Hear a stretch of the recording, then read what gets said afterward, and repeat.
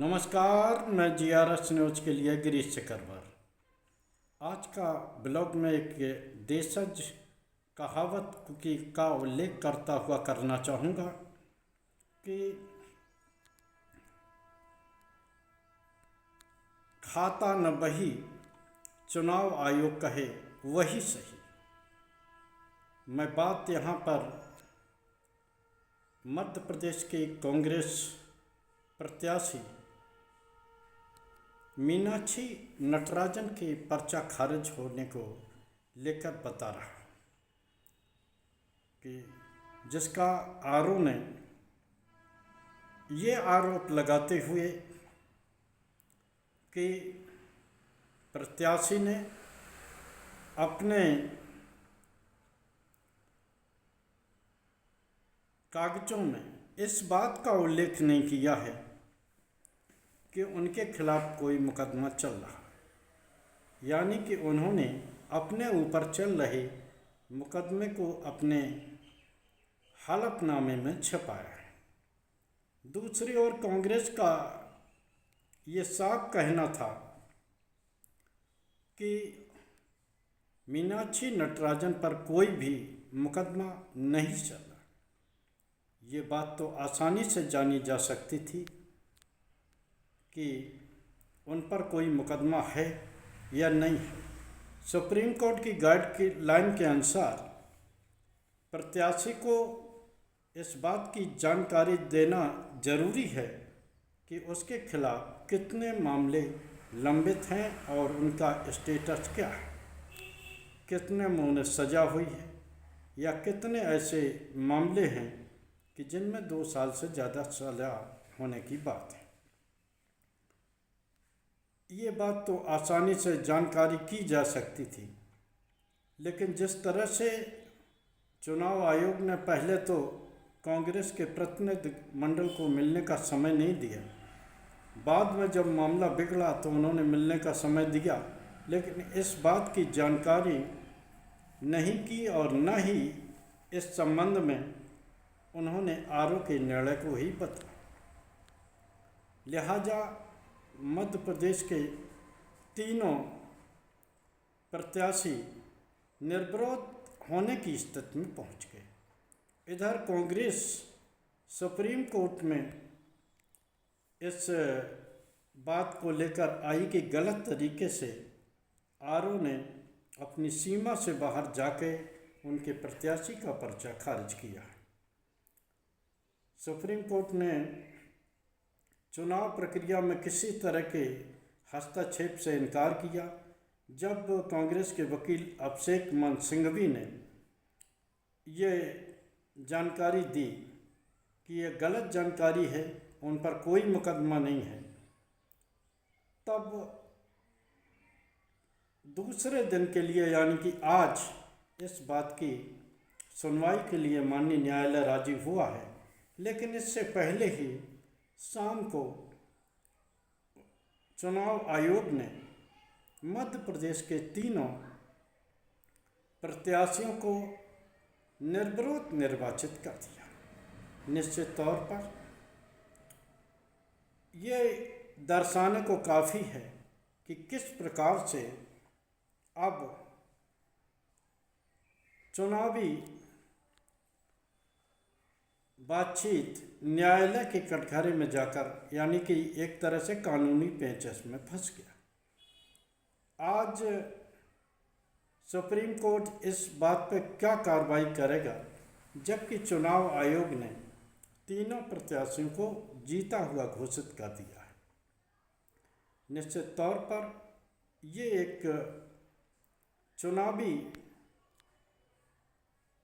याचिका होगी जिसका कि निर्णय कितने सालों में होगा, कितने दशकों में होगा, ये बात खुद माननीय न्यायालय भी निर्धारित नहीं कर सकता। क्योंकि हाल ही में तमिलनाडु के चुनाव जिसकी कि फाइल सुप्रीम कोर्ट के पास 6 साल तक पड़ी रही, 2016 के इस मैटर में 2026 में माननीय मद्रास हाई कोर्ट ने इस संबंध में सुप्रीम कोर्ट के ढीलेपन की आलोचना की और ये कहा कि बिना किसी निर्णय के इतने दिन तक फाइल रोका जाना निश्चित तौर पर गलत है। उन्होंने उस दौरान हारे हुए प्रत्याशी को जीता घोषित कर दिया। हालांकि यहाँ ये बात देखने योग्य है कि आखिर माननीय न्यायालय के निर्णय से पीड़ित को क्या न्याय मिला। कागजों में वो भले ही विधायक हो गए हों, लेकिन जो लोग हारे हुए थे वो उस समय अपना उन्होंने पूरा कार्यकाल किया और आसानी से वह बचकर निकल गए। क्या ऐसा ही मामला मध्य प्रदेश के मीनाक्षी नटराजन मामले में भी होने वाला है। कोर्ट क्या निर्णय लेगा इस बात पे भी हमारी आज निगाह रहेगी, लेकिन जिस तरह से माननीय उच्चतम न्यायालय के कुछ निर्णय आए हैं जिसमें कि उच्चतम न्यायालय ने बड़ी बड़ी टिप्पणियां तो की, लेकिन न तो दोषियों का कुछ बिगड़ा और न ही इस बात पे कुछ भी हो पाया और उन सरकार ने उन लोगों ने अपना कार्यकाल पूरा किया। महाराष्ट्र में जब शिवसेना को गलत रूप से तोड़कर सरकार वहाँ भारतीय जनता पार्टी ने बनाई, एकनाथ शिंदे मुख्यमंत्री बने, यहाँ तक कि मुख्य दल को उसका चुनाव चिन्ह भी नहीं दिया गया। सुप्रीम कोर्ट ने इस बात को गलत माना, राज्यपाल के निर्णय को भी उन्होंने गलत कहा और महाराष्ट्र की तत्कालीन सरकार को असंवैधानिक कहा। लेकिन वो असंवैधानिक सरकार अपना पूरा कार्यकाल कर चुकी। इसी प्रकार चंदा दो धंधा दो यानी कि बॉन्ड के माध्यम से एक दल विशेष को सहायता दिया जाना, इसको भी माननीय उच्चतम न्यायालय ने ये कहते हुए रोका कि यह निश्चित रूप से ये जो राशि है ये राशि असंवैधानिक है और ये पूरी प्रक्रिया ब्लैक मनी को सफ़ेद करने की है। लेकिन इसके बावजूद भी भारतीय जनता पार्टी के पास पड़े अरबों रुपए भाजपा के पास ही पड़े रहे और माननीय न्यायालय के निर्णय के बाद भी उस पर कोई कार्रवाई नहीं। इसी प्रकार चंडीगढ़ के नगर निगम के चुनाव में कैमरे पर पकड़े गए आरओ अनिल मसीह ने किस प्रकार से भारतीय जनता पार्टी को जिताया। हालांकि बाद में माननीय न्यायालय ने उस निर्णय को मजबूरन खारिज किया, क्योंकि इसका एक तरह से रिकॉर्ड था, कैमरे पर इस बात की फ़ोटो थी। उन्होंने माननीय न्यायालय ने यह भी कहा था कि अनिल मसीह के खिलाफ आपराधिक मामला चलना चाहिए। भाजपा का जिताया गया प्रत्याशी तो हारा, लेकिन अनिल मसीह पे कोई भी आपराधिक मामला चला इसकी जानकारी अभी तक मुझे तो नहीं है। अगर किसी भाई को इस बात की जानकारी हो तो निश्चित तौर पर हमें बता के हमारा भी ज्ञानवर्धन करा।